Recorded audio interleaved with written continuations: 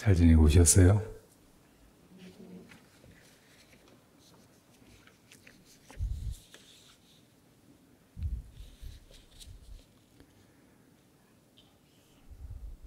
오늘 바라성아제 61번은 사실은 부처님의 가르침과 또 이 세상과 우리의 존재가 궁극적으로 나아가는 그 길, 그 의미, 그 목적과 방향이 다 함축되어 있는 내용입니다.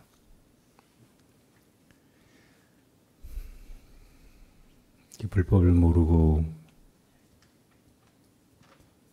그러니까 우리 존재의 의미와 이 인생의 목적을 모르고 그냥 산다는 일은 무엇보다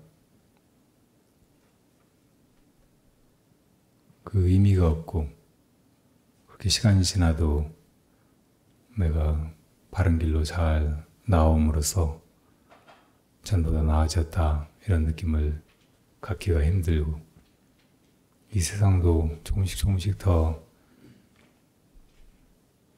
우리 자신이 그리고 후손들이 살아가기에 더 좋은 곳이 돼야 되는데 그렇게 나아지고 있다는 그런 희망을 갖기가 힘들고,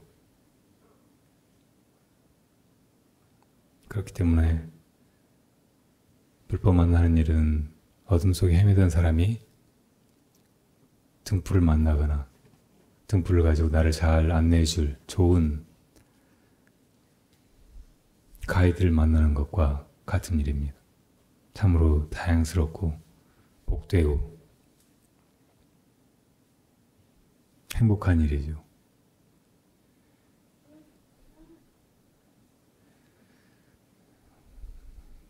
며칠 전에 트럼프하고 김정은하고 문재인 대통령이 다시 만났어요.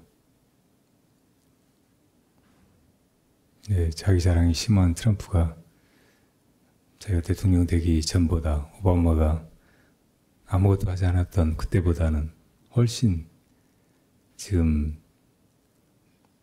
여기 판문점 군사분계선 주위의 상황이나 한반도의 상황이나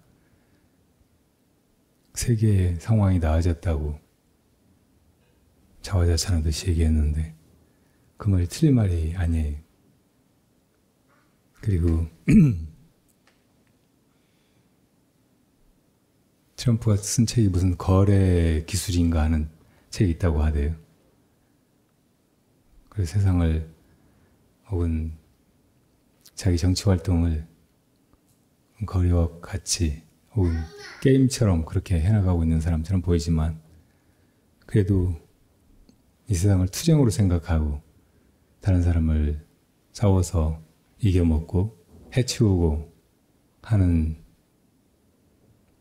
전쟁이나 혹은 극단적인 대결로 치닫기보다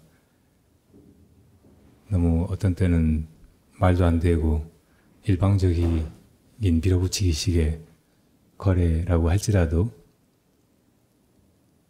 장사하는 사람처럼 그렇게 그래도 국제 문제나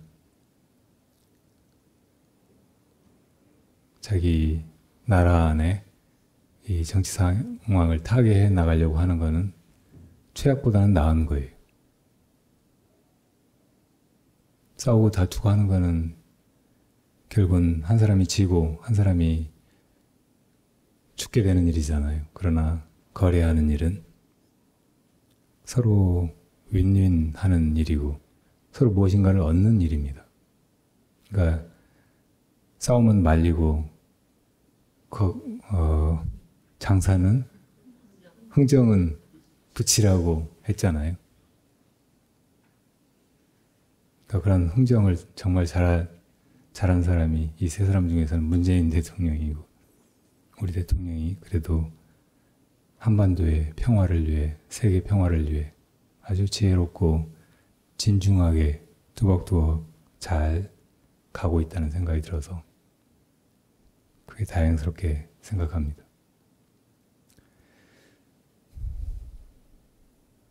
이런 좋은 흥정에는 박수를 쳐줘야지 우리가 얻는 실익이 뭐냐고 그냥 자꾸 늘어지고 비판만 하려 들고 자기는 기회주의적으로 일본이건 어디건 붙어서 자기 세력이나 혹은 자리를 지키려고 하면서 속에 그 욕심은 보려고 하지 않고 다른 사람이 하는 일을 무작정 비난하고 잘못됐다고 하고 그래서 그 자리를 자기가 차지하려고 하는 그런 처사는 그렇게 될 리도 만무하지만 된다고 해도 결국은 아무에게도 득되는 것이 없고 모두를 자칫하면 불행에 빠뜨릴 수 있습니다.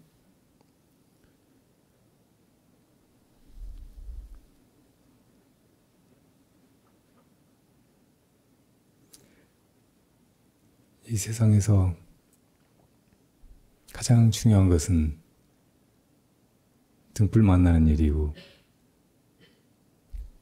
그 등불을 나에게 전해주는 스승을 구하는 일입니다.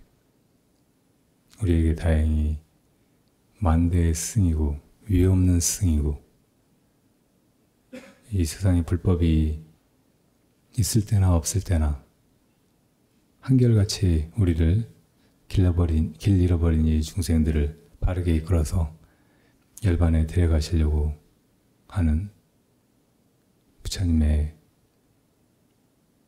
가르침과 원력이 있는 한은 그래도 우리가 이렇게 이 세상을 살아가는 가치가 있고 희망을 품을 수 있습니다.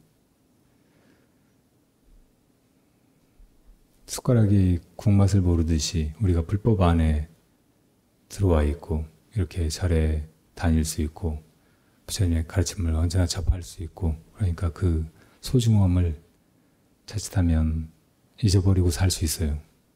너무 가까워서 보지 못하고 살 수 있습니다. 그래서 우리는 언제나 부처님의 존재를 모시고 살아야 돼요.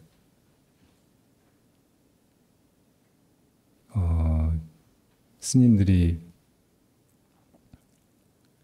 가사를 걸칠 때 가사를 머리 위에 얹었다가 내려서 입거든요. 정대한다고 해요. 정수리에 지닌다고. 그리고 언제나 연불 수행을 하는 사람들은 이마 위에 부처님이 계신 것처럼 여기고 산다고 해요. 부처님을 항상 모시고 그 부처님 생각하고 잊어버리지 않고 그리고 그렇게 살아가는 거죠. 길을 가도 그렇게 가고 앉더라도 그렇게 앉고 눕더라도 그렇게 눕고 사실은 진정한 불자는 그렇게 살아야 해요. 부처님과 같이 이 세상에 참 진리를 깨달으신 분을 이제 나 부처님 안다. 부처님 가르침 뭔 줄 안다 생각하고 도의시하고 그냥 자기 식대로 세상의 흐름에 휩쓸려서 이렇게 화성생활을 하다가는 그런 소중한 복연을 놓쳐버리고 이제 또 언제 그 좋은 인연을 만나게 될지 기약이 없게 될 수 있습니다.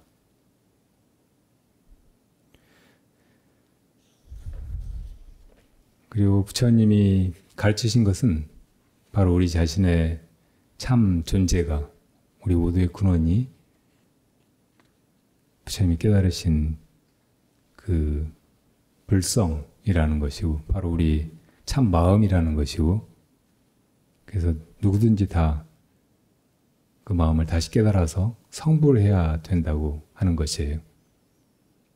그러니까 우리를 가장 위하는 말씀이고 무작정 다 나를 따라와서 나한테 엎드리고 나한테 가진 것을 바치고 내 추종자가 되라는 말씀이 아니고 우리를 다 부처님과 같이 되라는 가르침이고, 우리를 이끌어서 부처님의 자리에 이르게 하고, 또 우리로 하여금 부처님처럼 중생 제도에 나서라는 것이기 때문에 우리가 그 길을 가고 있다는 그런 확신으로 뚜벅뚜벅 한 걸음 한 걸음을 순간순간 내딛어야 합니다. 그 세상 모든 일은 다 거저되는 것도 아니고 또 누군가가 해주는 것이 아니에요. 신이 그냥 그렇게 누가 이뻐서 그 사람한테만 다 주고 다 알아서 할 수 있게 해주고 다 얻게 해주고 그런 일은 있을 수가 없어요. 이 세상 모든 일은 아주 냉정하게 조금의 빈틈도 없이 인과의 법칙대로 착착 맞아 들어가는 것입니다. 그러니까 부처님이 성불을 하신 것도 거저 되거나 혹은 운이 좋아서 누가 그렇게 봐주어서 된 게 아니고 당신 스스로 인과의 법칙에 맞게 노력해서 일행을 닦음으로써 그 과덕으로서 성불이라고 하는 위에 없는 결실을 얻으신 거예요. 그리고 부처님이 우리에게 그 길을 가라고 하는 것도 내가 너희를 그냥 그렇게 만들어주겠다. 너희를 어여삐 보아서 모든 걸 다 거저주겠다는 것이 아니고 우리도 그렇게 부처님과 같은 일행을 닦음으로써 그 결과를 몸소 얻어서 널리 중생들에게 회양하라는 것입니다. 그러니까 언제나 그저 부처님을 추종하고 모시고 사는 것이 능사가 아니고 부처님이 하셨듯이 우리도 성불의 그 씨앗을 심어야 된다는 거예요. 그게 더 중요한 거예요. 이렇게 살아가는 일이 내가 성불로 나아가기 위해서 그 원인을 지어가는 일이다 이렇게 생각하고 이 삶에 임하고 걸음을 떼고 숨 한번 들이쉬고 내쉬고 그렇게 해가야 합니다. 자, 우선 한번 같이 읽어보시자고요. 발승하제 60일 언제나 부처님의 과덕과 그 은행시의 대비 원력을 생각하는가? 선근이 있고 오진 사람이 부처님의 친존에 나아가거나 불도에 대해 들으면 무량한 환희심과 신심이 난다. 부처님을 따라 불도의 길에 나아가 끝내 도를 이룬 모든 성현들에 대해서도 순수하고 자연스러운 경외심과 귀의심이 돈벌한다. 그 순간부터는 더 이상 세속에 덧없는 것들을 맹종하던 삶의 타성이 그를 잡아두지 못한다. 뻔하고 허접한 일상에 자신을 묻고 있던 억압의 굴레를 마침내 떨치고 떠나는 심출가가 일어나고 바야흐로 그 내면에서는 영원하고 드높은 가치인 진리를 찾는 구도의 삶이 펼쳐진다. 바람 일단은 성불의 길이요 부처님 따르는 길. 옛 부처님도 그 전 옛 부처님의 제자가 되어 그 가르침 따라 발보리심하고 다급생의 인행을 남김없이 닦아 불과를 이루어 보이셨으니 우리가 불자가 된다는 일 또한 부처님을 그대로 본받아 그 가신 길을 따라가는 것이다. 이는 우리의 생로병사와 우주의 성주개공을 일관하는 법, 다름 아니다. 부처님 따르는 일은 결코 뜻없는 이끌림이나 무각성의 굴종이라 이를 수 없다. 진금을 가리려는 사람은 먼저 시금석을 구한다. 그리고 이것을 통해 엄정하게 검증하고 판별해야 한다. 장부자유 충천지 불양열의 행처행. 장부라면 저마다 하늘을 찌르는 기상이 있으니 설령 부처님 가신 길이라 해도 무작정 따라가지 않는다. 이는 극히 자발적인 나의 길이며 스승의 말과 약속이 진실인지 아닌지를 스스로 검증하는 과정이며 나 자신이 스승이 안내한 목적지에 몸소 이르러 다른 이의 또 다른 안내자가 되는 유일한 방식이기 때문입니다. 모두가 도피하는 위없는 길이기도 하기 때문이다. 바람일다의 길에서는 부처님의 과덕을 우러러 끝까지 목표 삼고 그것을 어찌 얻으셨는지 그 인행을 살펴 끝없이 본받아야 한다. 그리고는 게으름 없이 다만 정진에 나아가야 한다. 본생경에 나타나는 부처님 전생의 호칭은 보리살타이다. 이는 우리의 본사 석가모니 불께서 수많은 생을 통해 보살의 바람일행을 닦은 결과로 마침내는 성불에 이르게 되었음을 보여준다. 끝내 성불에 이르기 위해 생사를 두려워하지 않고 뛰어들어 중생과 더불어 이고등락하는 구도의 길을 가는 수행인 보리살타를 줄여서 보살이라 한다. 단지 부처님의 제자로서 부처님의 교화로 자신이 구제되기만을 바라는 것이 아니라 일체 중생과 더불어 다 함께 피안에 나아가려는 대원력을 바라여 성불을 목표로 나아가는 것이 바로 보살인 것이다. 바라승아제는 크게 보리심을 바란 수행자들로 하여금 보살도에 나서라는 가르침이다. 바른 지도를 들고 예 부처님의 길을 한 걸음 한 걸음 제발로 나아가 보라는 것이다. 처음으로 처음도 중간도 끝도 좋은 그 길로 말이다. 아직 이 길을 찾지 못한 사람은 생사의 길에서 아직 헤매고 있는 것이다. 길을 잃은 것이며 속고 있는 것이다. 세세상행 보살도뿐. 마지막 두 번째 줄에 아직이 두 번 들어갔네요.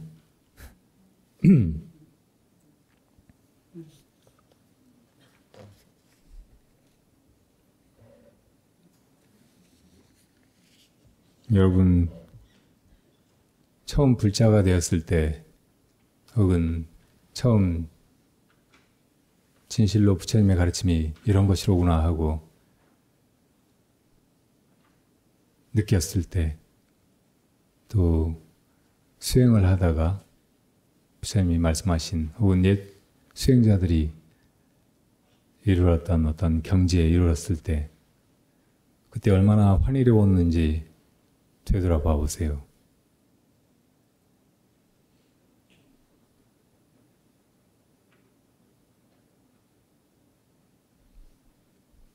처음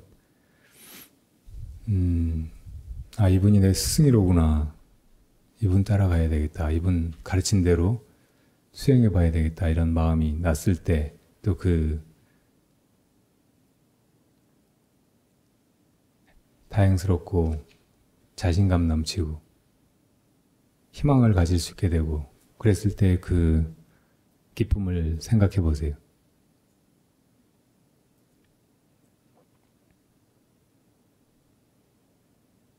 이러한 환희심이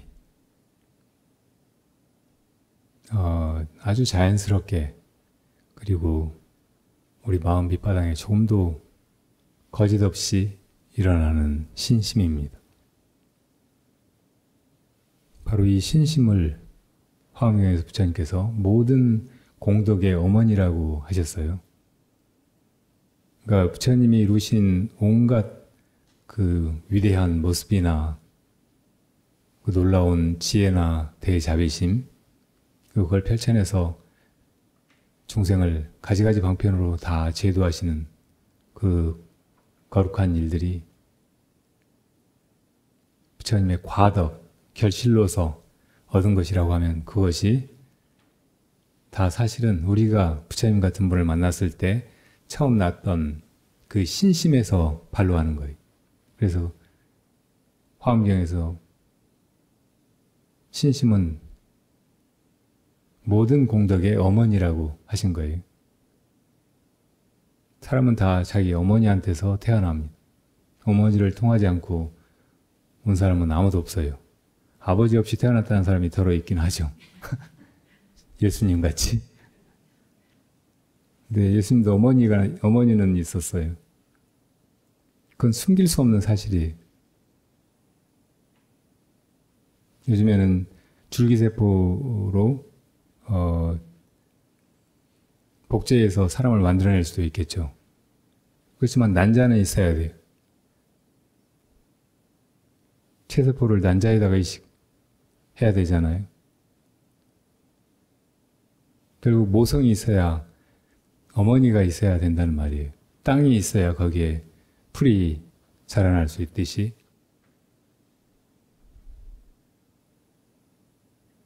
무엇이 부처님의 어머니인가? 바로 우리 안에서 먼저 이룬 부처님이나 스승을 볼 때, 만났을 때 일어나는 그 환희로운 신심인 거예요. 근데 그 신심이 얼마나 잘 유지되어 가느냐. 따라서 이 구도의 길을 잘 가서 빨리 도과를 이루기도 하고 그렇지 못하기도 해요. 내가 수행이 잘 안 된다고 생각하는 사람, 혹은 좋은 길이라고 알고 따라와 봤더니 별거 아닌 것 같아서 지금 게으름 부리고 있거나 혹은 신심을 못 내고 있다고 생각하는 사람은 반드시 처음에 그 신심으로 다시 돌아가지 않으면 안 됩니다. 오죽했으면 초발심시 변정각이라고 했겠어요. 바로 그 처음 신심 났을 때 이미 사실은 무상정등정각이 이루어져 있다는 거예요. 그 자리를 여의지 않고 또 나중에 부처님의 깨달음이라도 이루는 거예요. 어디 딴 데 가서 얻는 게 아니고.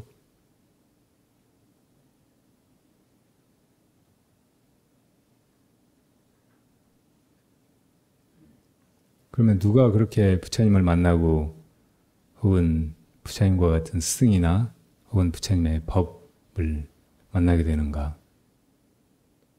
재수가 좋은 사람이 혹은 확률적으로 그냥 아무나 오다 가다 그럴 가능성이 있는 사람이 만나게 될까요? 다 그래도 전생에 선근이 있어야 돼요. 그것조차 큰 복연이 있어야 되는 거고, 그 복은 과거에 자기가 심은 것의 결과지 그냥 어디서 떨어지거나 거저 나온 것이 아니라는 말이죠. 그러니까 우리는 다 그래도 지난 생에 부처님과 부처님 가르침에 조금이라도 선연이 있어서 이렇게 다시 불법을 만나게 되고 수행을 할 수 있게 되고 그 부처님의 과덕을 향해서 조금씩 나아져 가고 있다는 것에 대해서 그 과거에 처음 발심했을 때 자기 그 마음에 감사해야 됩니다. 그리고 그때의 마음을, 처음 마음을 잊어버리지 말고 살아야 돼요. 언제나. 그러면 가는 길이 멀고 험하기만 한 것이 아니고 순간순간 즐겁고 만족스러워요. 언제나 이 길이 끝날까? 언제나 다 가서 그 원하던 곳에 이룰 수 있을까? 이렇게 지치지 않게 된다는 말이죠. 가는 길이 즐겁고 여행같이 행복하다면 굳이 그런 길이 빨리 끝나기를 바랄 것이 없잖아요. 아주 재밌게 뭐 영원히 이어진다고 해도 그 길을 갈 것 같은 마음이 된다고. 바로 그런 마음으로 나아가야 돼요. 나아가다 보면 중간에 멈추지만 않으면 혹은 중간에 잘못된 길로 빠지지만 않으면 누구나 다 애초에 바라던 그 목적지에 이르게 됩니다. 누구나 다 성불하게 되는 거예요. 그리고 우리도 부처님과 같은 그런 과덕을 지니게 되고 또 주위에 100% 회항할 수 있게 되는 것입니다.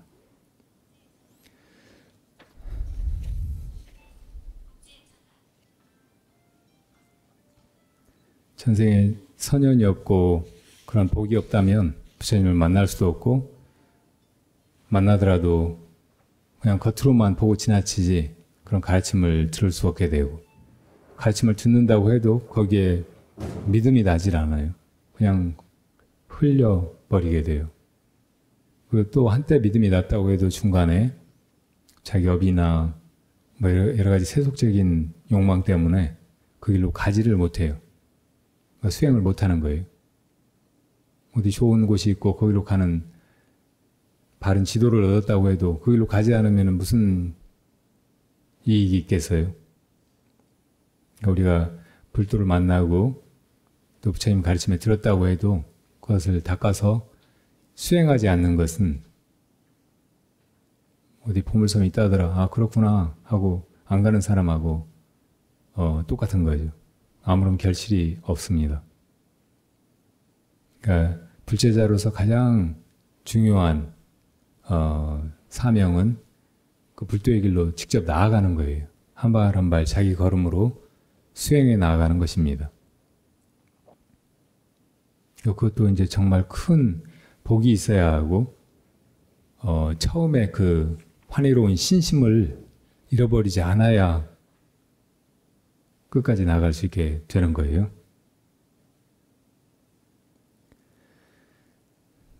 마음속에 이제 내 살아가는 목적은 바로 부처님 되는 것이로구나. 부처님과 같이 그렇게 되는 일이로구나. 부처님처럼 살고 부처님처럼 다른 사람을 돕는 일이로구나. 이렇게 자각하게 되는 것을 발심했다고 합니다. 항상 모든 걸 다 우리가 마음으로 하는 거고 마음을 내서 그렇게 하는 것이긴 하지만 비로소 내야 할 마음을 내게 된 거예요. 비로소 내야 할 마음이란 보리심입니다. 부처님과 같이 깨달음을 얻어서 이 세상에 진리를 내가 얻고 그것으로서 이 어둠 속에서 헤매는 중생들에게 등불처럼 비추어서 다 이끌어야 되겠다 이런 마음이 나는 거예요. 이렇게 발보리심 하는 일이 이 불자가 된 사람들에게는 참으로 중요한 일이고 생명이라고 할 수 있어요. 발심하지 않고 그냥 건성으로 절에 오고 경전을 들춰보고 이목고 해봐야 다 공연불이고 수행이 안 돼요. 그러니까 그 보리심이 분명한가 이걸 생각해보고 나아가야 되고 그렇게 할 수 있을 때 비로소 수행이 환희롭게 이루어져 가는 것입니다. 그렇게 인생의 목적이 뚜렷하고 그 길로 가야 할 그 발심이 분명해졌다면 이제 더 이상 세속의 헛된 것들, 나를 속이는 것들, 일시적으로는 뭔가 의미가 있고 또 즐거움을 주는 것 같지만 나중에 보면 아무것도 아니고 내 인생을 오히려 호도하고 낭비하게 했던 그런 것들을 떨쳐버리게 돼요. 더 이상 그런 거를 내 마음 저 밑바닥에서 추구하지 않게 되는 거예요. 이런 걸 심출가라고 합니다. 실제로 출가도 할 수 있죠. 집을 나서서 이제 구도의 길로만 안팎이 분명하게 그렇게 나아갈 수도 있는데 모든 사람들이 그렇게 다 집을 나와서 스님이 되고 그 길로만 가기는 어려워요. 그러면 이 세상이 난리가 날 테고 어떤 집도 다 그 가문의 대가 끊기고 집 문을 닫게 되고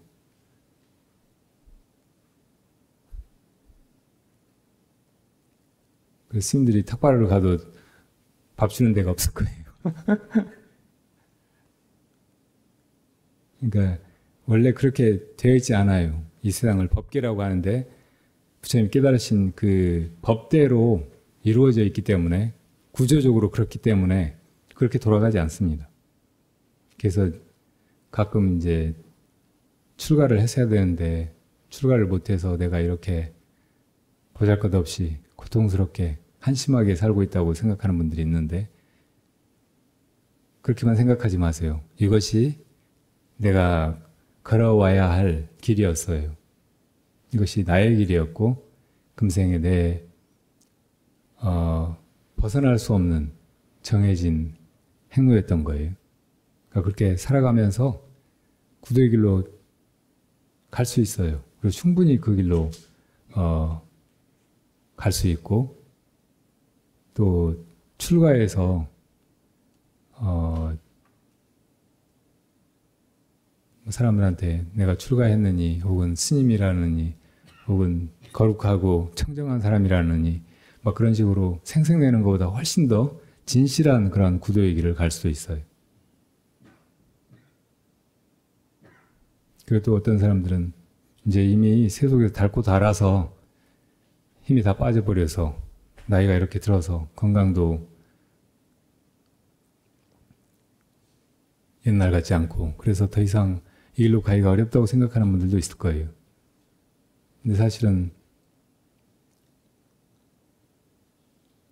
심출가는 그 순간, 초발심하는 그 순간 사실은 이미 구도자로서 완전한 거예요.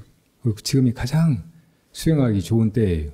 바로 수행해야 될 때고, 그리고 그렇게 수행을 할 수만 있으면 우리 마음은 늙지 않고 또 언제나 제자리에 있는 것이기 때문에 조금도 그런 노력이 헛되지 않고, 그리고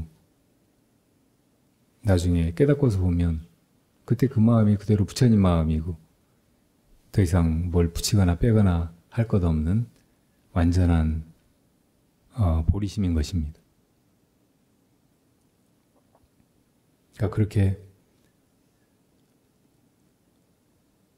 마음 속에서 내 인생의 진정한 목적은 불도를 이루는 일이고, 내 인생의 흐름은 결국은 그걸 향해서 나아가고 있다, 이렇게 자각하고 이렇게 나날을 또 일상을 이렇게 살아나가는 것이 그대로 참 행복하고 온전한 그런 구도의 길인 거예요. 그런 사람들이 결국은 부처님이 된다는 말이에요. 결과, 목적, 그 과덕을 얻게 된다는 말입니다. 그러니까 그 길로 들어서기만 하면 별로 힘들이지 않고 또 헤매지 않고 점점 나아가는 거예요. 점점 그전보다는 나아지고 점점 나 자신이 행복해지고 점점 내 눈이 밝아져 가는 거예요. 그러니까 제일 중요한 것은 길을 찾는 것이고, 그 다음에 그 길을 밝히면서 나아갈 그 등불을 찾는 일인데, 그 두 가지를 여러분들은 다 얻었으니까 그 길을 그냥 뚜벅뚜벅 가기만 하면 된다는 말이에요. 믿음을 잃지 말고.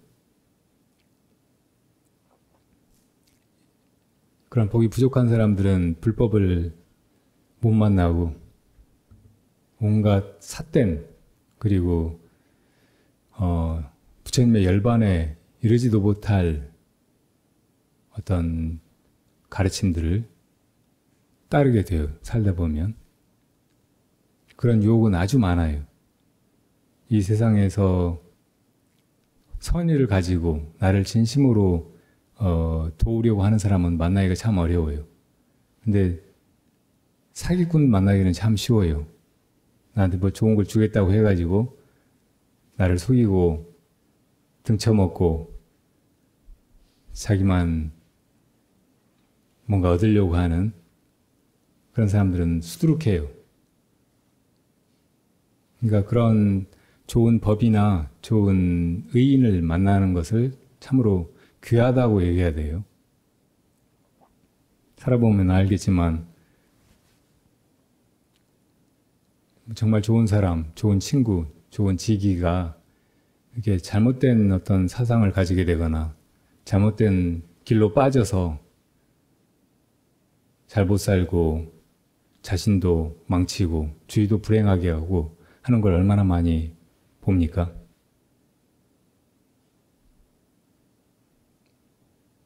지금 이 지구상의 인구가 70억, 75억 하는데 그 중에 불자가 얼마나 될까요? 불교를 아는 사람이 얼마나 될까요? 그러니까 불교가 그런 구도의 길이고 그 도를 이루기 위해서 나아가다 보면 이렇게 행복한 길이고 마침내 이룰 수 있는 길이라는 것을 참으로 아는 사람이 얼마나 있겠느냐고요. 정말 적어요. 불교가 있는 줄도 모르고 불교라는 이름도 들어보지 못하고 그렇게 살아가는 사람들도 정말 많아요.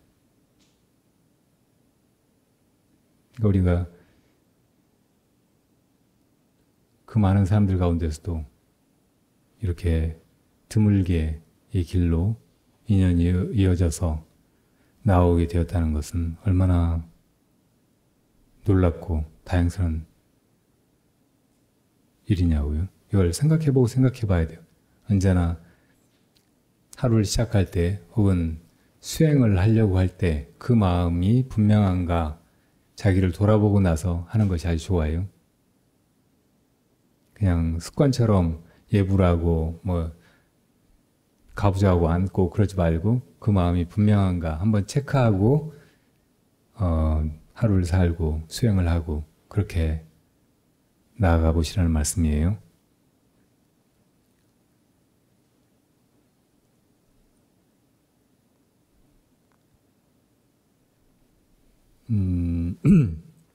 며칠 전에 봉화에 부산에서 한 노 부부가 왔어요. 그분들하고 아침 차담하면서 한 대화에 제가 기억력이 안 좋은 데다가 최근에 머리까지 또 한번 부딪혀서 기억이 다 날지 모르겠는데 그대로 한번 재현해 볼게요. 보살님 먼저 질문을 하셨어요. 제가 얼마 전에 사람들하고 술자리에서 술을 좀 많이 마시게 됐는데 술 마시고 나서 그만 필름이 끊겨버렸어요. 다음날 아무 생각도 안 나는데 사람들이 네가 이래저래 했다고 해서 너무 창피하고 놀라서 내가 뭐라고 하더냐고 물어봤더니 다행히 이쁜 소리만 했다고 하더라고요. 근데 그건 무슨 현상이에요? 내가 어떻게 했다는 전혀 기억이 없는데 뭐가 그렇게 했을까요? 내 근본 마음이 그렇게 했을까요? 아니면 업이 그렇게 했을까요?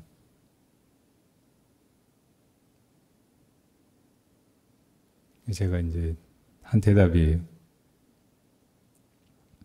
어떤 것들은 내가 이래저래 한다 하는 생각을 가지고 하지만 어떤 것들은 생각 없이 혹은 의식적인 자각 없이 그냥 하게 됩니다. 사실은 꿈도 그렇게 꾸고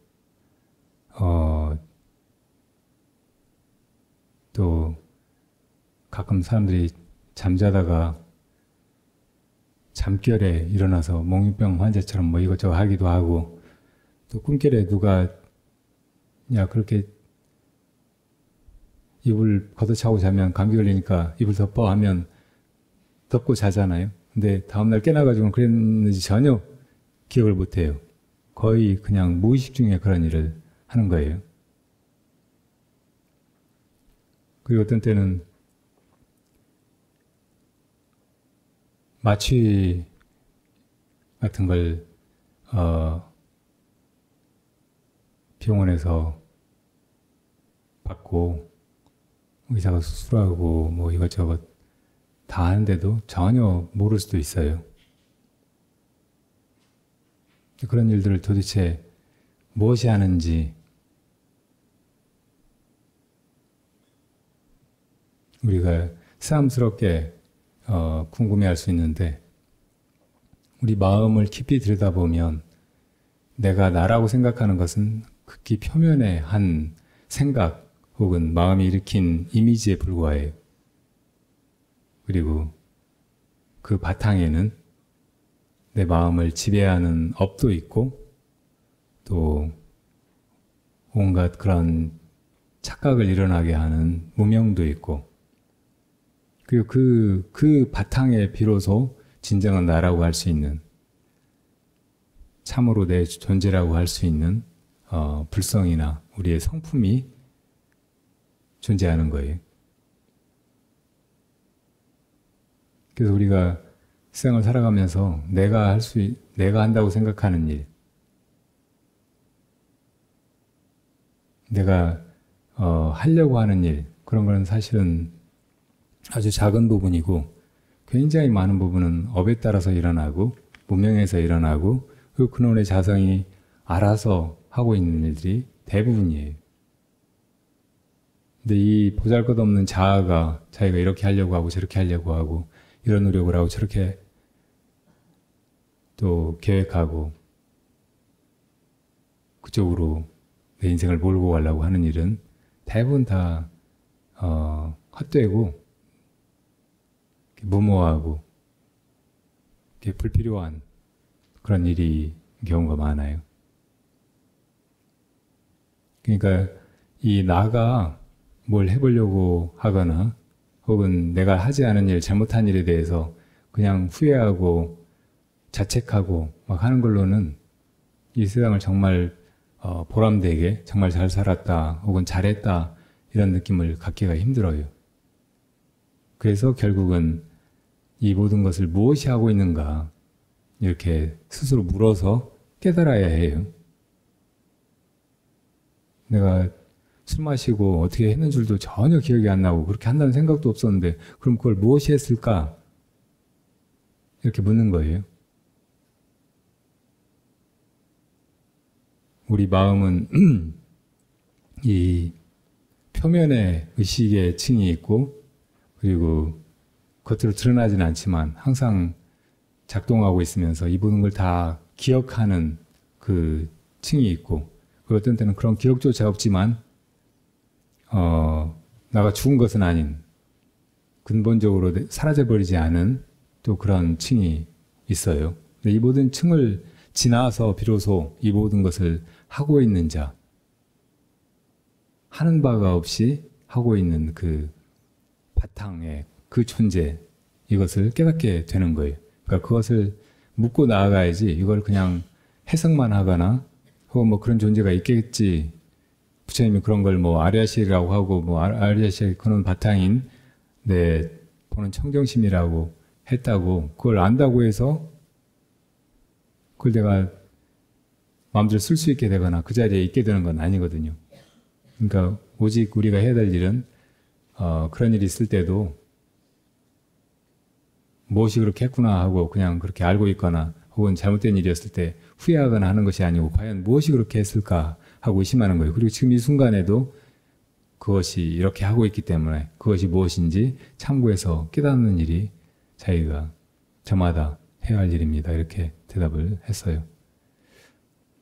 그러고 났더니 거사님이 저는 제 수준에서 또 저 질문이 있는데요. 저는 이 사람하고 상당히 오래전부터 시간만 나면 그래도 절이나 산속에 들어가서 기도도 하고 수행도 하고 이것저것 그 스님들이나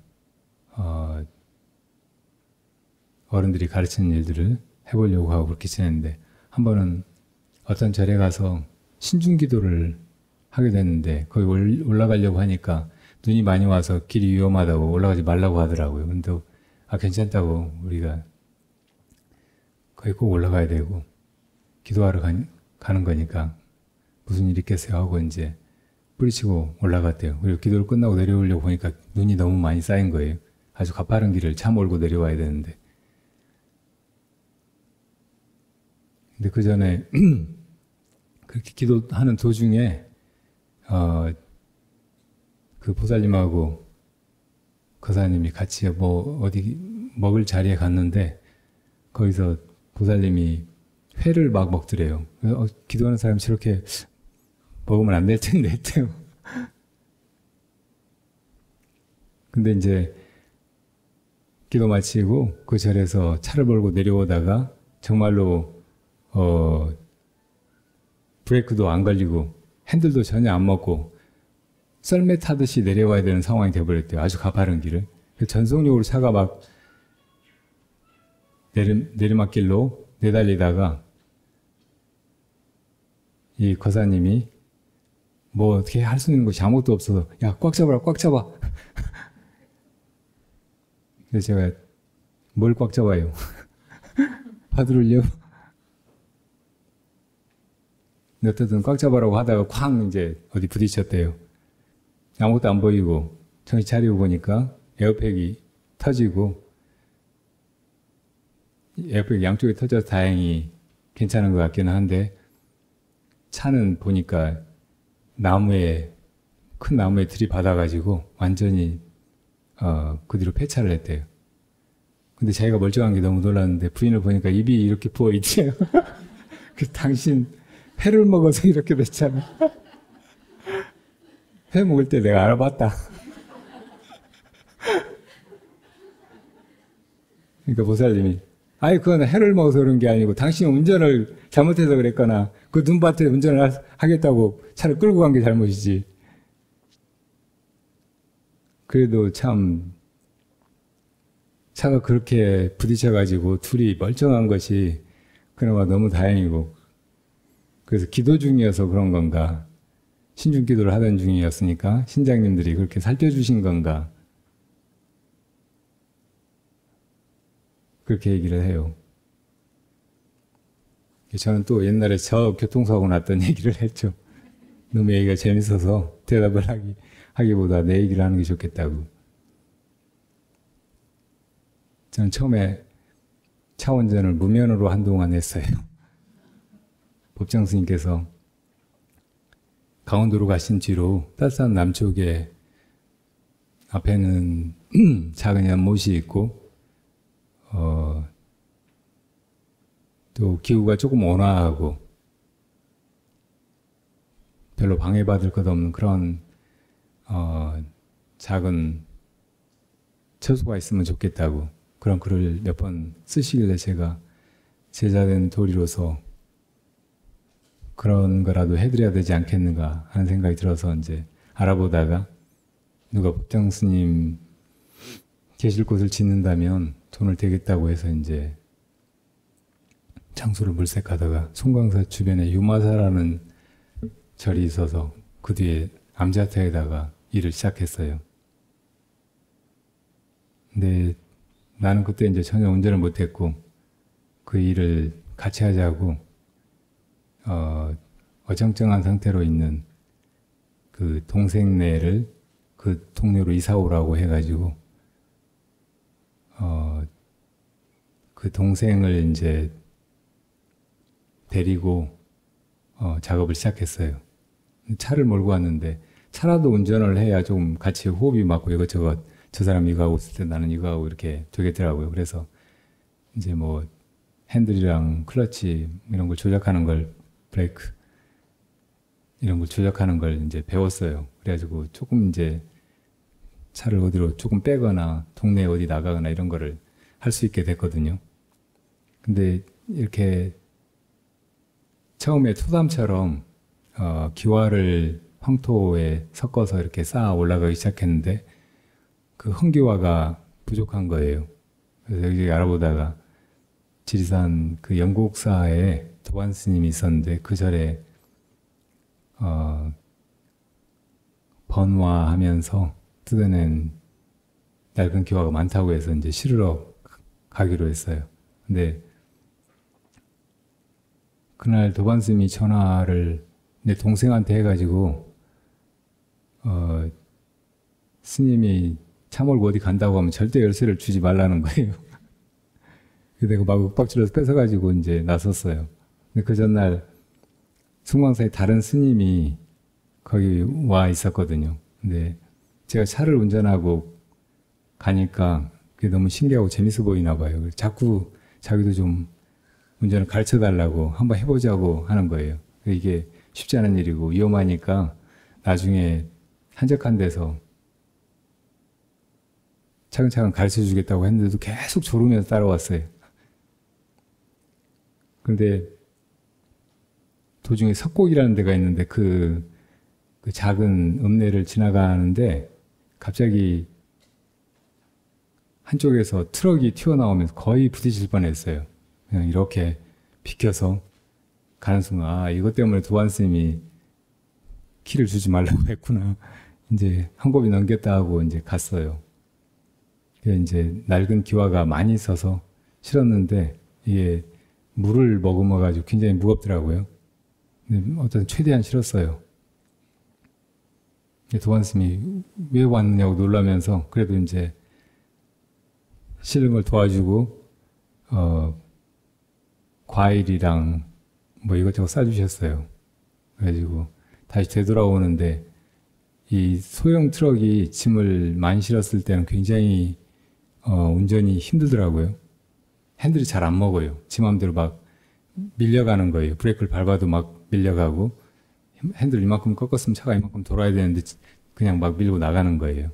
그래서 참 조심해야 되겠다 하고 오는데 도반 스님이 또 계속 조금만 해보자고 한 번만 해보자고 졸라요. 그래서 계속 조금씩 화가 났어요. 송광사 주변에 주암댐 이렇게 돌아가는 길이 굉장히 구불구불하거든요. 거기서 계속 졸라서 나중에는 그러니까 한번 해보라고 핸들을 줬어요. 그랬더니 이렇게 시동 걸고 출발하려고 하면은 갑자기 시동이 꺼지면서 차가 울컥울컥. 근데 계속 서너 번 하니까 뒤에 차들만 놀라가지고 오다가 갑자기 앞에 차가 있으니까 빵 하고 비켜가고 빵 하고 비켜가고. 그래서 이제 너무 화가 났는데 뒤를 보니까 앞쪽으로 다 기대 세워놨던 기와들이 앞으로 한번 뒤로 한번 이렇게 몇 번 하는 사이에 다 깨져버린 거예요. 이러려고 내가 새벽까지 나서서 기와를 칠러 갔나 하는 생각이 드니까 이제 정말 화가 나고 비키라고 막 도와서 끌어냈어요. 그리고 이제 오는데 홧김에 막 페달을 밟았어요. 그런데 차가 속도가 너무 붙는 것 같더라고요. 소방사 지나가는 그 부분의 길이 굉장히 직선이에요. 그래서 가속이 엄청 됐는데 마지막 부분 또 거의 기역자로 이렇게 꺾여요. 근데 거기서 핸들을 꺾었는데 핸들이 전혀 먹질 않아요. 그대로 가드레일 받으려고 하더라고요. 그래서 조금 더 꺾었는데 차가 확 이렇게 완전히 그냥 기역자로 꺾이듯이 도는 거예요. 그래서 다시 이렇게 돌려야 되잖아요. 이렇게 돌리니까 이제 또 이렇게 꺾여요. 이쪽으로 튀어나가려고 하는데 이렇게 꺾으니까 차가 쿵쾅쿵쾅 하고 완전히 360도 돌아버렸어요. 노면에서. 그렇게 도는 순간 무슨 생각이 들었겠어요? 다 끝났구나.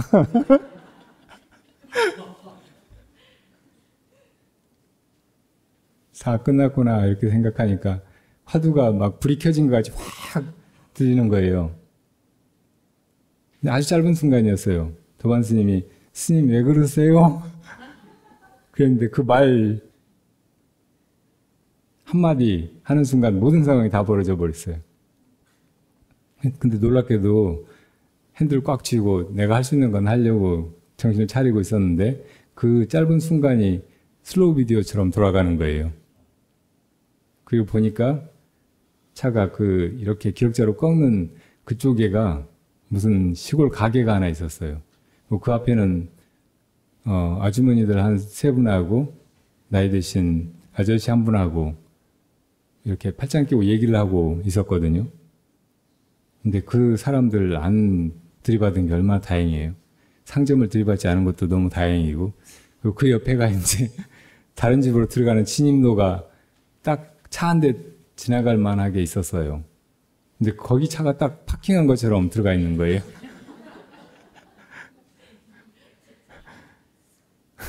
그때 내 운전 실력으로는 거기다 파킹하려고 해도 잘 못했을 텐데 거기 딱 안전하게 아주 안전하게 들어가 있더라고요.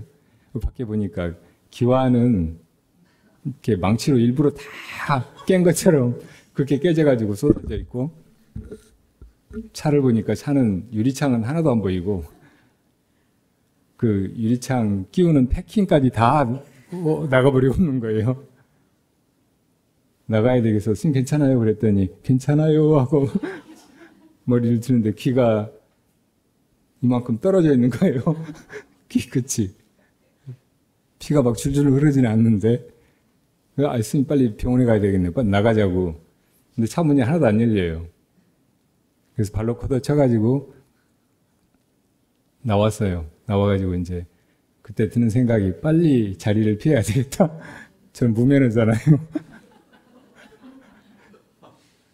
그래서 이제 가게로 신고하러 가는데 저쪽에 보고 있던 아저씨가 왔어요.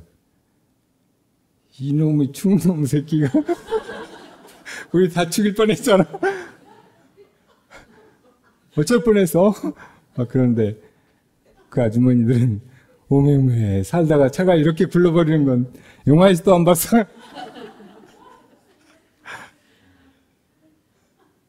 그리고 이제 죄송합니다 하면서 대꾸도 안 하고 가서 먼저 택시를 불러서 이제 병원에 가려고 전화를 하고, 그리고 또 이제 동생한테 전화해가지고 빨리 와서 포크레인을 부르든지 해가지고 여기 수습을 하라고. 그리고 이제 도주는 아니고 유유히 택시를 타고 병원에 갔어요. 근데 나중에 그 선생님 치료하고 몇 주 뒤에 둘이 같이 또 대원사라고 하는 절에 갔거든요. 근데 그 대원사의 주지스님이 차 사고 났다면서 그렇게 차가 굴러버릴 때 무슨 생각이 들던가요? 그래요. 저는 화두밖에 의지할 게 없던데요. 그랬어요. 그 스님한테, 스님은 그러니까 저는 관세음보살 두 번 했더니 끝나버렸어요.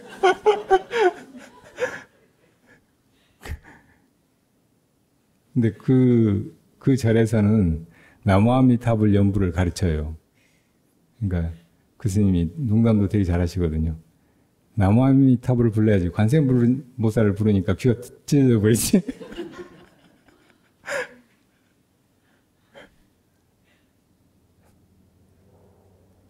제가 거기까지 얘기하니까 또 다른 분이, 저도 차 사고가 난 적이 있었는데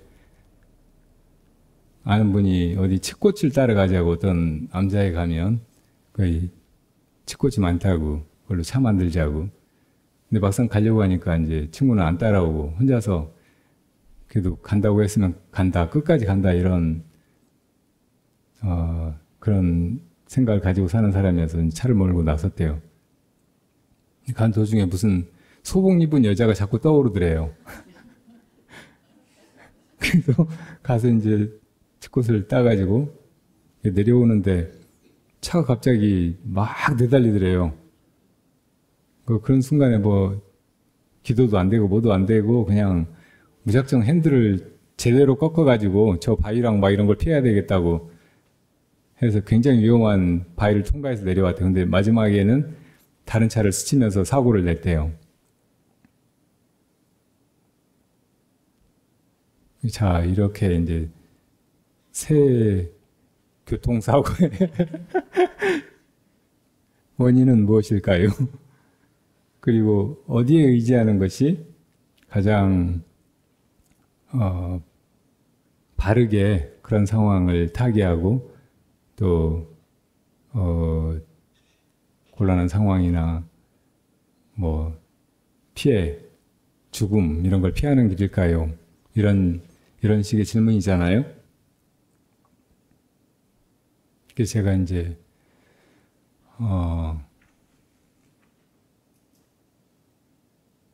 이 세상 모든 것을 무엇이 해나가는가, 이건 종교의 근원적인 탐구 과제이기도 하고, 거기에 대해서 이렇게 설명하는가 저렇게 설명하는 것가에 따라서 고금의 역사에 정말 많은 종교가 있게 됐잖아요. 이걸 다 신이 한다 이렇게 말하는 그런 종교들도 있고, 이건 다 운명적으로 이렇게 정해져 있다 이렇게 말하는 종교들도 있고, 뭐 그런 거 없다, 그냥 이렇게 벌어져가는 일이기 때문에 앞뒤도 없고 그냥 우연적으로 재수가 없으면 그런 일 당하는 거지, 이렇게 믿는 사람들도 있고. 결국 바로 이 문제가, 이 모든 걸 무엇이 하고 있는가, 이 문제가 종교의 주제인 거예요. 불교는 어떻게 가르쳤어요? 모든 것이 다 부처님이 알아서 한다고 가르치셨나요? 아니면 우리가 알아서 해가야 된다고 가르쳤나요? 아니면 다른 존재가, 신 같은 그런 존재가 있어서 조물주가 만들었고 섭리하기 때문에 그 뜻에 맡겨야 된다고 가르쳤나요? 부처님 여기에 대해서 가르치는 것은 바로 인연의 법칙이에요. 인과대로 되어 나간다. 그 인이란 바로 우리 마음이에요. 우리 마음으로 무엇인가를 하는 것, 씨앗을 심는 것. 그리고 연이란 그 씨앗이 발아에서 싹 터서 자라고 열매를 맺게 만드는 부수적인 여러 조건들, 그것이 모든 걸 다 이루어가고 있는 거예요. 결국 내 마음으로 이것들을 해나간다고 말하면 자작자수예요. 근데 누구나 다 제 뜻대로 모든 일을 다 이루어가는 건 아니잖아요. 그러니까 다른 연들을 지혜롭게 잘 자기 뜻이 이루어지도록 그렇게 선택하고 거기다가 붙이고 이렇게 해나가지 못하니까 이 세상이 마음대로 되지 않는 거예요. 여의치 않는 거예요. 그러니까 그걸 잘 모르기 때문에, 다시 말하면 지혜가 부족하기 때문에 인과의 그 과정을 다 모르고 그냥 아무렇게나 해보면서 시행착오 속에서 이 어떤 결과를 바라는 거예요. 행복하기를 바라고 무엇인가를 얻기를 바라고 원하는 대로 일이 풀려가기를 바라고 그러는 거죠. 그러니까 뜻대로 안 되고 사는 동안에 수없이 많은 불행이나 혹은 변고 혹은 다치고 죽고 늙고 병들고 하는 일을 겪어야 된다고. 이게 우리의 세상살이고 생로병사의 과정이죠. 한 번은 부처님이 이 세상 모든 것을 무엇이 해나가는가 여기에 대해서 사람들이 어떻게 믿고 있는가 이런 자문을 하시고, 어떤 사람들은 자작을 믿는다, 어떤 사람은 타작을 믿는다, 어떤 사람은 자타작을 믿는다 이렇게 설명하신 적이 있어요. 자작이란 내가 다 해나간다는 거예요. 그러니까 자작자수하면 내가 다 해나가고 내가 그렇게 해서 내가 받는 것이다 이 말이니까 이게 불교하고 가까운 것 같잖아요. 근데 이게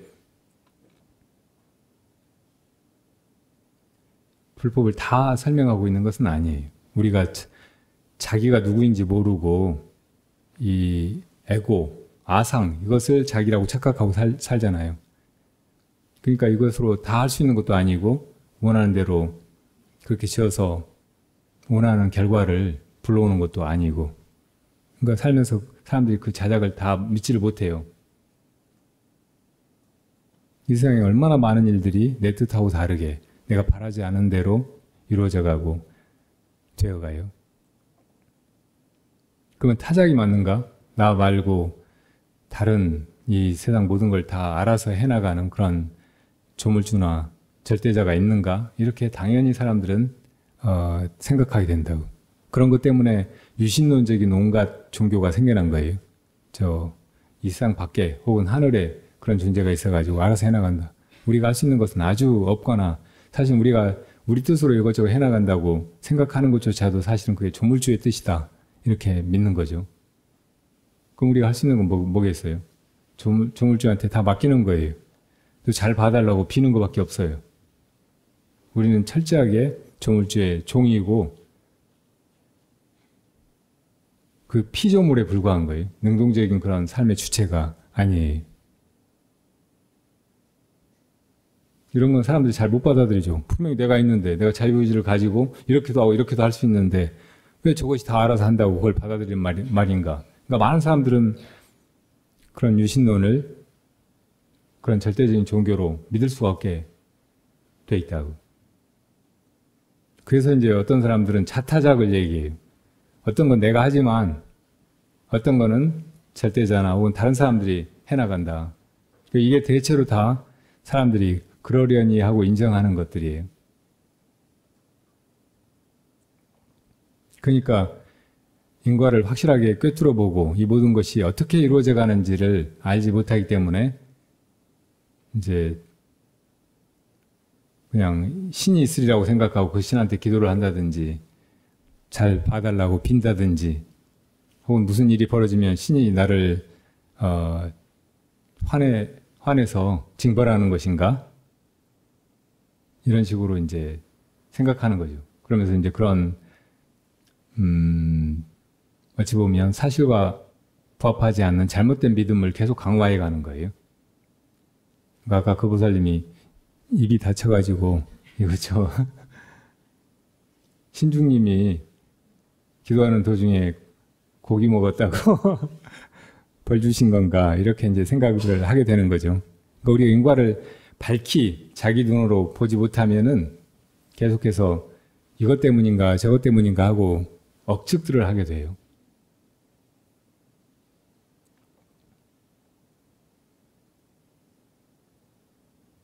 그러니까 부처님은 이런 중생의 어리석은 소견을 깨뜨려서 진리를 바로 보게 하시는 분이, 진리를 깨달으신 분이고, 우리를 제도하시기 위해서 하시는 일은 우리의 잘못된 소견을 깨뜨리는 거예요. 그래서 부처님은 중생을 제도하는 것이 아니라 중생의 어리석은 소견을 제도하신다고 그런 말이 있는 거예요. 그러니까 우리가 진짜 불제자고 이 괴로움에서 벗어나려고 하면 우리 어리석은 소견을 내려놓아야 돼요. 부처님의 지견을 따라야 돼요.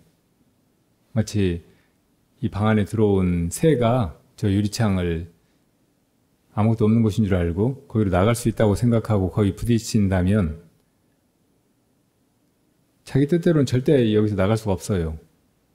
그보다 훨씬 지혜로워서 저게 아무것도 없는 게 아니고 유리가 있다는 것을 알고 문을 열어서 내보내주려고 하는 사람의 소견, 이것을 믿어야 된다고. 이걸 받아들여야 돼요. 그래서 괴로움에서 벗어나는, 괴로움의 소멸, 열반에 이르는 길로 부처님이 팔정도를 이야기하실 때 제일 중요한 것이 정견이라고 해요. 바른 지견을 갖는 거. 근데 이 바른 지견은 중생의 소견이 아니에요. 부처님의 지견을 우리가 빌어서 그 눈으로 세상을 보고 뭘 어떻게 해야 되는지를 가르침대로 하는 거예요. 이게 정견이라고.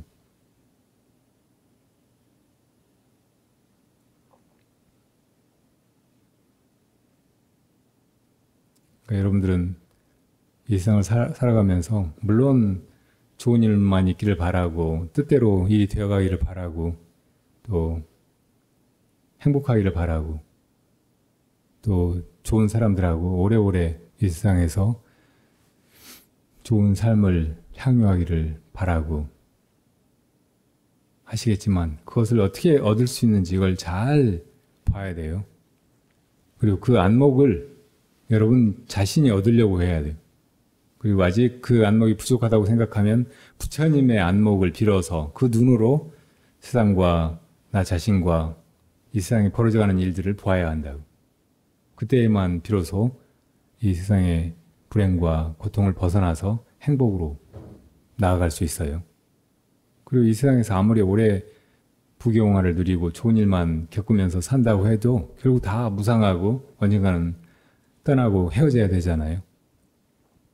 부처님의 뜻은 이 세상에서 얼마 동안 행복하게 살아가는 길을 가르쳐 주시겠다는 것이 아니고 우리를 이 근원적으로 덧없고 괴로운 이 생사에서 건지시겠다는 것이라고. 그러니까 그 길로 나아가는 것을 부처님에게서 배워야 된단 말이에요. 그 길로 나아가는 것은 인과를 믿는 것이고 부처님의 그 과덕을 우리도 얻고 이루기 위해서는 부처님과 같이 바른 인행을 닦으면서 살아가야 된다는 것을 먼저 깊이 믿어야 된다는 말이에요. 그리고 그렇게 실천해야 된다는 말이에요.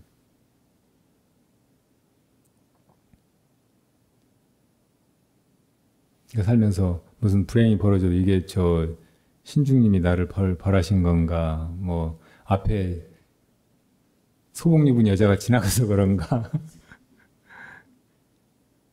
혹은 내가 그래도 이 부처님 믿고 절에 와서 여러 가지 기도도 하고 공덕도 쌓았으니까 관세음보살님이 잘 살펴주시겠지. 그렇게 그런 정도의 수준에 머물러 있지 말고 내 안목을 밝히기 위해서 수행해 가야 된다는 말이에요. 그래서 그렇게 수행해 갈 때 그 도중에 장애도 만나고 불행을 겪고 한다고 해도 그렇게 수행에 온전히 몰입해가지고 나아가는 사람한테는 그런 게 장애가 되지 못하고 그냥 괜찮아요. 별 문제가 없어요. 오히려 전화위복이 되는 경우가 많아요. 제가 책에도 썼지만 그렇게 운전 배워가지고 차 몰고 다니면서 저는 사고도 몇 번 많이 났어요. 골고루 다 났어요. 포크레인 사고까지. 그런데 그것 때문에 얻은 이익이 보통이 아니에요. 사고 난 것 때문에 기상사 주지까지 되고 또 여러분들이 저 따라와서 막 이렇게 절이 여기 생기고 저기 생기고 사실은 그래서 이 고생을 하고 있는가도 모르겠지만 다 우리가 훈련 속에서 다시 만나서 이렇게 함께 나아가기 위해서 벌어진 일이었다고 볼 수 있잖아요. 여러분들도 이렇게 세상 살아가면서 만나게 되는 불행이나 뜻하지 않은 그런 변고를 오히려 더 크게 발심하고 우선 이 세상을 바르게 보고 바르게 살아가는 그런 등불로 삼을 수 있으면 하나도 두려울 것이 없고 또 괴롭기만 할 것도 없을 것입니다. 오늘 얘기가 할 얘기가 너무 많은데 이거 시간이 막 이렇게 지나버렸네.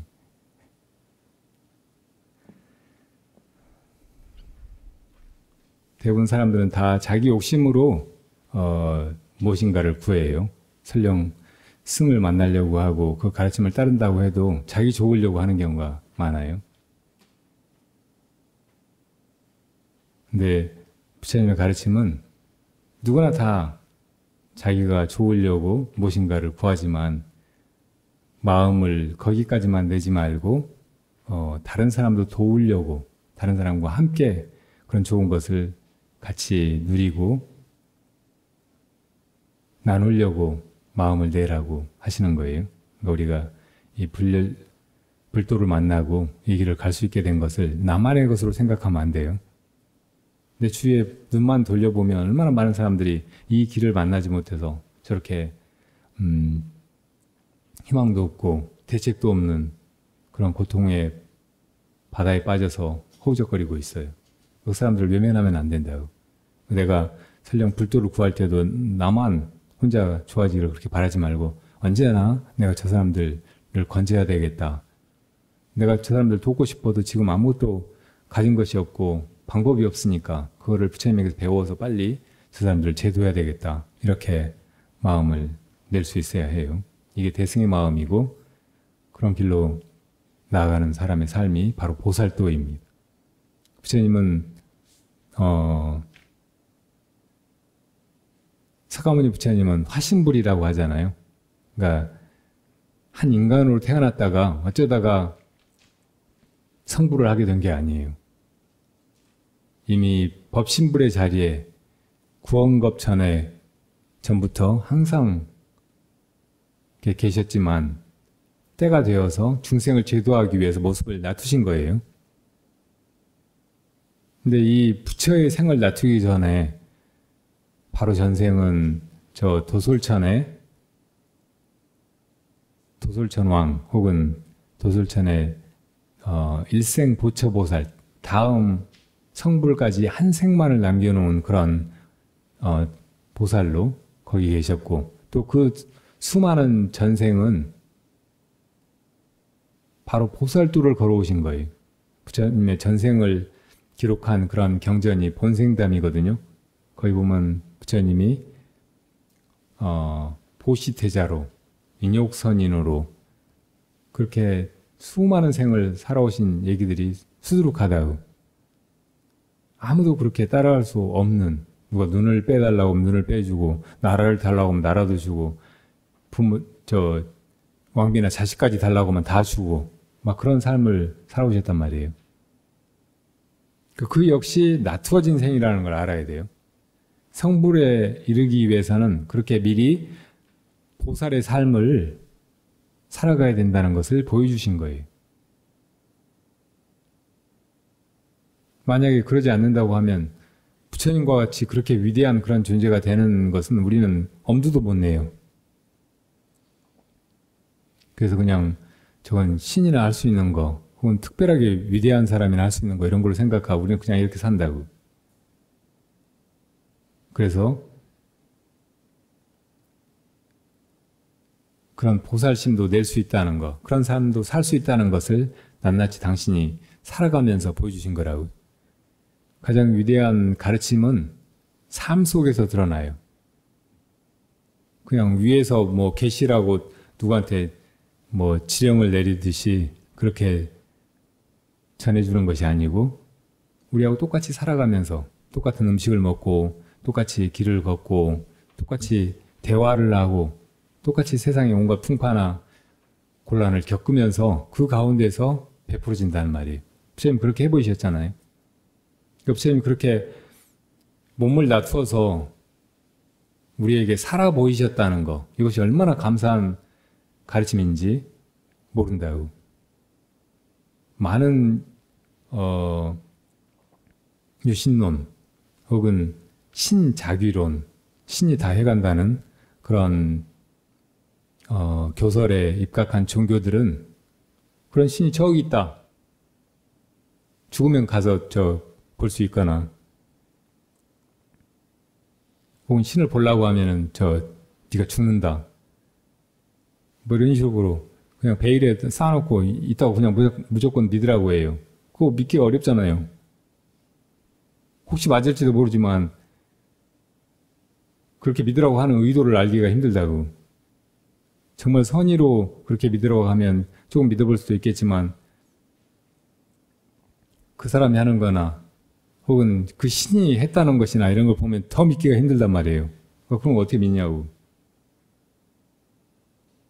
부처님처럼 이렇게 모습을 낮춰서 같은 사람으로 태어나서 그렇게 살아 보이시고 나처럼 되려면 이렇게 살아야 한다 하고 가르쳐 주신 것이 얼마나 이게 놀라운 가르침이냐고. 안 믿을 수가 없는 가르침이에요.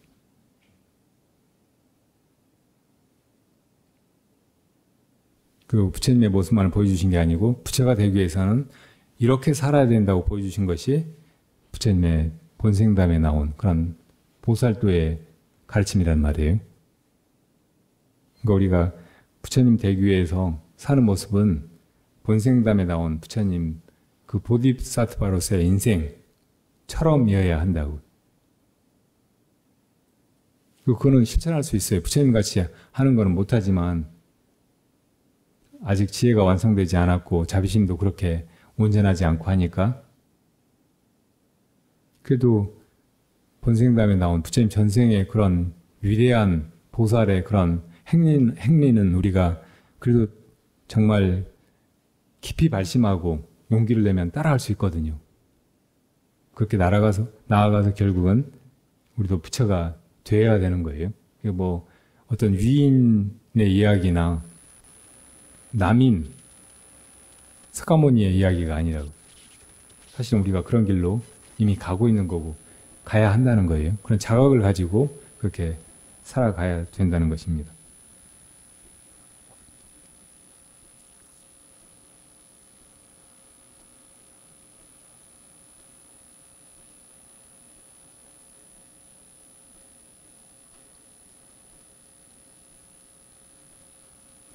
짐 존스라고 하는 사람이 있었어요. 미국에.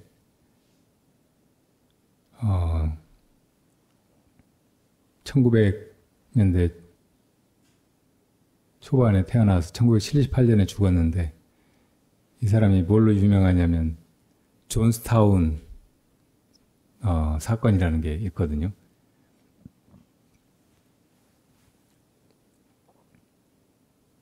이 사람이 이래저래 하다가 목사가 됐어요.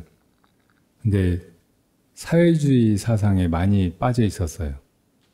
그래서 지금 미국의 기독교는 순수한 예수의 가르침이나 사회의 정의하고 많이 멀어져 있다고 생각하고 진정한 자유, 평등, 만민의 행복 뭐 이런 걸 부르짖으면서 자기식의 그런 교단을 만들었어요. 상당히 카리스마도 있고 사람들 휘어잡는 재주가 있어서 정말 많은 사람들이 그 사람을 따랐어요. 근데 나중에는 이제 더 이상 미국 사회가 되어나가는 것이 구제불능이라고 하면서 그 일종의 종교 공동체를 남미의 가이아나로 옮겼어요. 그래가지고 정착한 곳이 존스타운이라는 곳이었는데 그곳에서 이제 같이 뭐 이것저것 하면서 사람들 전 재산을 다 이제 교회에 헌납하게 하고, 그래서 거기서 자기들은 다 이제 예수의 가르침 혹은 하나님의 말씀대로 살고 있고 다 구원을 얻을 거고 세상은 다 이제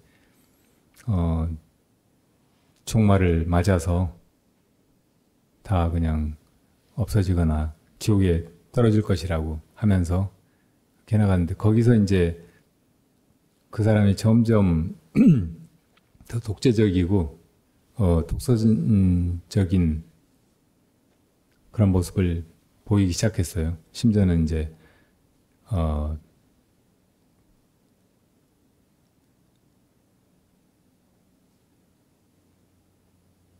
가족들도 서로 못 만나게 하고, 누가 말을 잘 안 듣고 하면 사탄이라고 하면서 분리시키고, 그러니까 그게 조금씩 이제 사회 문제로 미국이 알려지고 하니까 미국의 어떤 하원 의원이 그걸 조사한다고 사람들 데리고 그쪽에 떠났어요.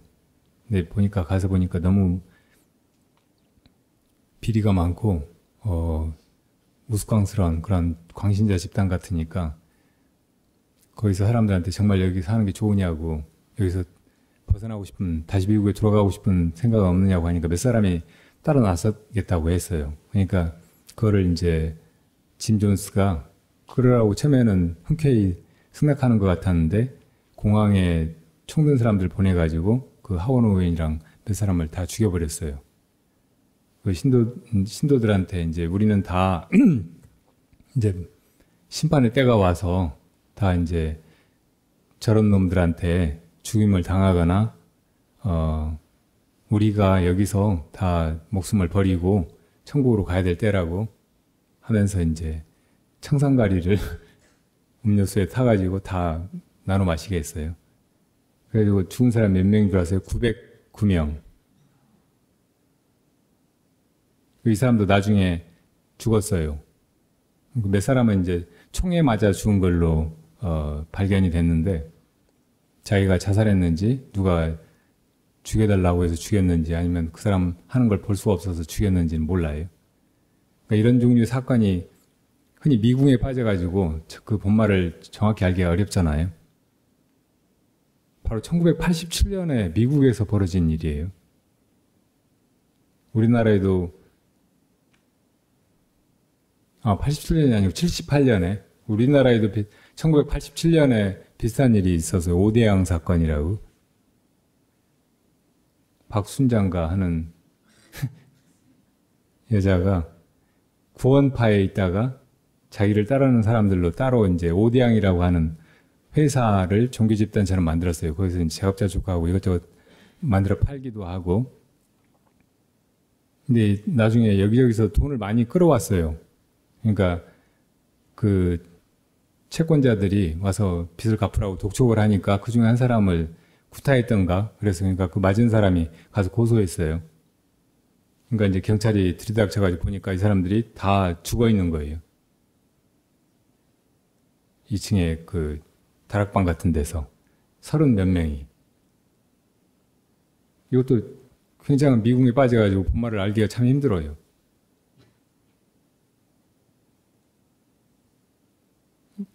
이런 사이비 종교가 여기저기에 계속 있었어요. 동서고금에. 옛날에 중국에는 태평천국의 난이라고 있었잖아요. 그러니까 난리가 나가지고 막 중국 본토 전체가 막 다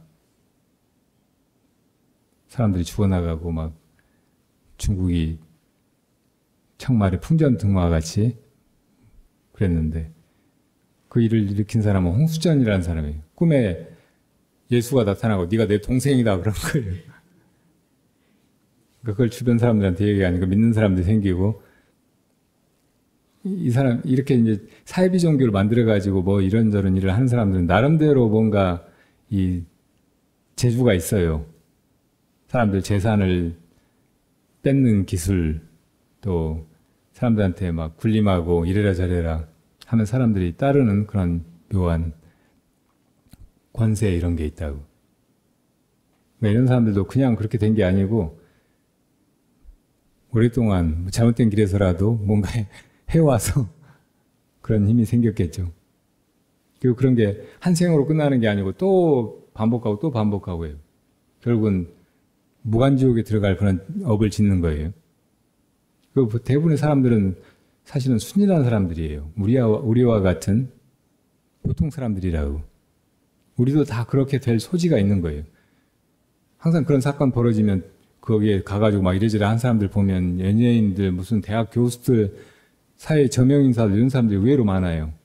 세월호 사건 났을 때도 뒤에 보니까 무슨 가수들 막 뭐 재계 정계 막 사람들 막 많이 연루돼 있었잖아요. 세월호 사건 뒤에 있었던 그 종교는 구원파잖아요. 그것도 이제 미궁 속이어가지고 정확히 드러나지가 않아요. 처음에는 그 구원파 교주 그 사람이 막 그렇게 시켜가지고 청해진 해운인가 하는 그 선박회사를 무리하게 운영하면서 그런 일이 벌어졌다고 하려고 했는데 그것도 그냥 사실 왜곡한 거고 그 뒤에 국정원이 있고 정부도 거기서 뭔가 알고 그랬는지 너무 이렇게 박근혜 대통령이 처음부터 대통령 따지고 뭐 별로 하는 일도 없이 막 어떤 의전이나 받고 생색이나 내고 하는 것에 익숙해가지고 그 별관에서 뭘 하고 있었는지 무슨 마약을 하고 있었는지 자고 있었는지 성형수술하고 나서 쉬고 있었는지 그 뭐 어떻게 된 내막인지 알지도 못하고 나중에 엉뚱하게 수습해야 된다고 하니까 최순실 말 듣고 나와가지고 아 배는 이미 물속으로 들어가 버렸는데 아이들은 다 뭐예요? 옷 구명조끼를 입었다고 하는데 구조하기가 그렇게 힘드냐 그런 헛소리나 하고 그랬잖아요. 유가족들이 막 울고불고 난리가 나니까 그거 수습한다고 막 엉터리 시원하고 도대체 이런 납득할 수 없는 일들이 왜 벌어지는지 어떻게 벌어지는지 우리는 거의 잘 알기가 힘들어요. 그리고 그런 일들마다 보면 뒤에 이상하게 종교, 사이비 종교가 숨어 있는 거예요. 아까 그 오대양 사건 뒤에도 거기서 뭐 이것저것 막 만들어서 팔고 했다고 하는데 신세계 레코드라고 하는 게 있었어요. 그게 이런 게 신나라인가? 예. 죄송합니다. 신세계. 그러니까 이게 자꾸 음모론적으로 그렇게 생각을 해보지 않을 수 없게 만든다고. 신나라라고 하는 게 음모론에서 많이 이야기하는 뉴 올드 오더 있잖아요. 새로운 세계, 새로운 세상, 새 누리.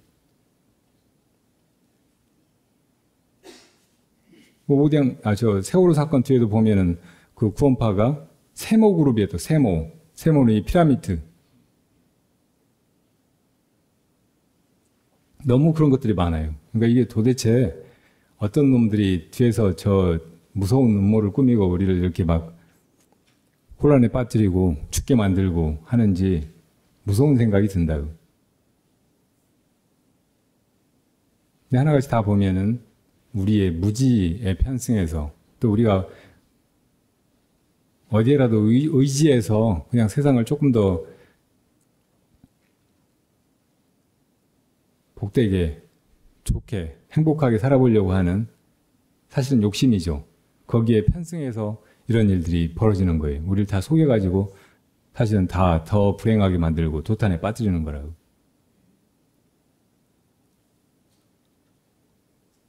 결국 박근혜 정부가 촛불 집회에 의해서 무너졌는데 결국 파고 들어가 보니까 최순실 국정농단은 뒤에 박정희 정권 때부터 정권에 파고 들어가가지고 온갖 짓을 해오던 최태민 목사 때부터 비롯된 거잖아요.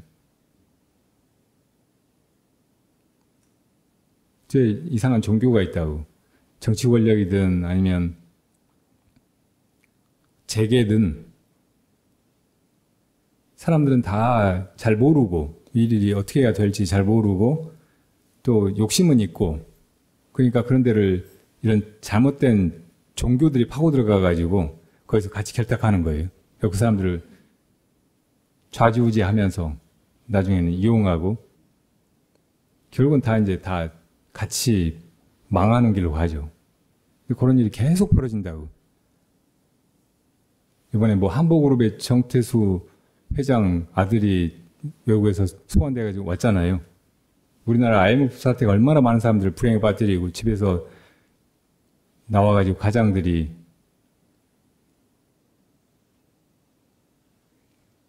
노숙자가 되고 자살하고 집집마다 막 곤란해서 애들 학교도 못 가고 막 그렇게 만들었어요.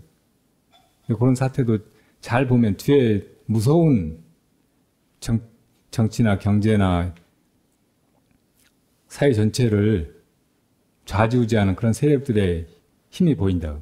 농간이 보인다.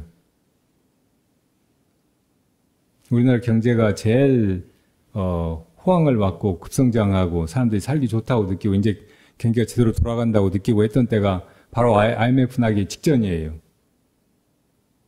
지금 막 경기 안 좋다고 하잖아요. 경기 안 좋다는 건 대부분 사람들이 항상 느끼고 사는 느낌이라고. 사람들 속에는 지금보다 더 많은 것을 바라는 욕심이 항상 있으니까 지금 뭔가 뜻대로 안 된다, 어렵다 이런 생각이 다 있는 거예요. 근데 그게 정상이라고. 만약에 잘 돌아가면 잘 된다 싶으면 이건 거품 꺼지기 바로 직전이에요.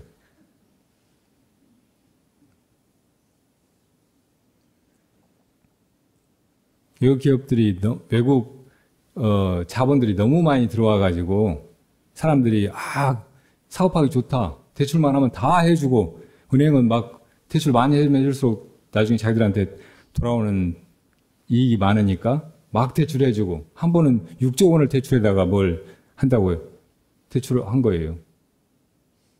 못 갚아버리면 이제 막 다 줄줄이 무너지는 거잖아요. 은행까지 무너지고. 그럼 구조조정 한다고 IMF가 와가지고 싹 다 기업이고 뭐고 집어삼키고 막 사람들 인정머리 없이 그냥 다 해고시키고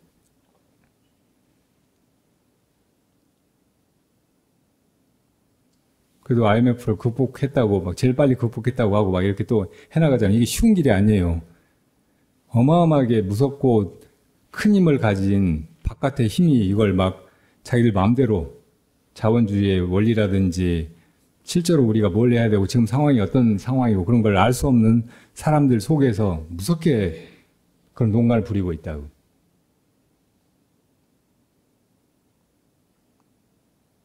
거기에 교묘하게 이용되는 것이 종교예요.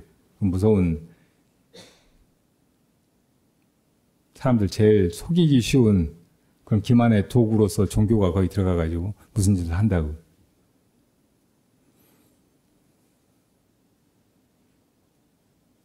이런 걸 잘 가려볼 수 있는 안목을 내가 가지는 수밖에 없어요.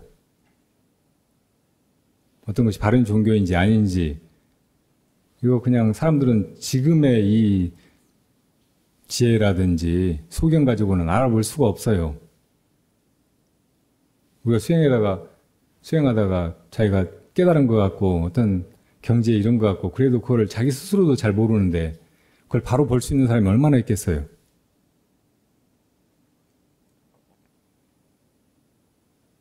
근데 그런 경지에 가보지도 않고 그냥 막연히 뭐 이게 진리겠지 이렇게 저렇게 세상이 되어나가는 거겠지 이렇게 믿고 있는 사람들이 어떻게 그 진리를 자기가 믿고 있는 것을 진리라고 확증할 수 있겠냐고요. 그 진리를 찾아 나가는 길에서 제일 중요한 일은 바른 스승을 만나는 거예요. 눈 밝은 스승을 만나는 거. 내가 아직 너무 모르고 바르게 가려볼 수 있는 안목이 부족하니까 그런 눈을 가진 사람을 만나는 일이라고. 그리고 그 사람 믿고 그냥 가보는 거예요. 그리고 그냥 무작정 따라가는, 눈 감고 따라가는 게 아니고 자기가 검증하면서 따라가는 거예요. 아니면 얼른 거기서 벗어나야 돼요. 마지막에 가봤는데 아닐 때는 두말할 것도 없이 거기서 떠나야 된다고. 진리의 길은 그렇게 가도록 원래 되어 있는 거예요. 불도는 그런 길로서 처음부터 끝까지 하나도 손색이 없어요. 그러니까 누구든지 다 사실은 불도로 와서 마침내 마음속에서 바라는 그것을 얻어야 한다고. 그러니까 이런 시대에 불법이 많은 사람들에게 그 진리의 등불로 받아들여지고 그걸 실천하는 인생의 길로 여겨지고 그렇게 해야 되는데 그렇지 못하다는 것이 너무나 안타까운 일이에요. 그러니까 우리 먼저 이 길을 만나고 길을 가고 있는 우리가 빨리 우리 눈을 떠서 사람들을 이 길로 오도록 이끌어야 한다고. 불법은 있다 없어지는 게 아니에요. 이 우주의 진리이고 시공을 꿰뚫은 그런 다르마이기 때문에 부처님이 세상에 계시든 안 계시든 부처님이 설해 놓으신 법이 사람들에게 기억되든 그러지 않든 언제나 있는 거예요. 그렇지만 그런 안목을 가진 분이 이 세상에 나타나서 그 법을 다시 설할 때 비로소 사람들은 불법이 있는 줄을 알고 그걸 믿고 따르고 그 길로 나아간다고. 그러니까 우리가 불법이 우리에게 이렇게 소중한 만큼이나 사람들에게도 정말 절대적으로 필요한 것이니까 그런 소명감을 가지고 수행을 통해서 내 안목을 먼저 열려고 이렇게 우리 인생의 시간을 아껴서 거기 바칠 수 있어야 합니다.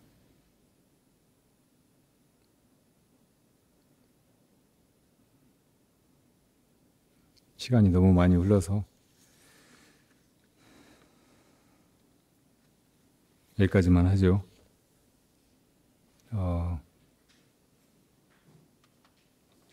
점심 잘 드시고 오후에는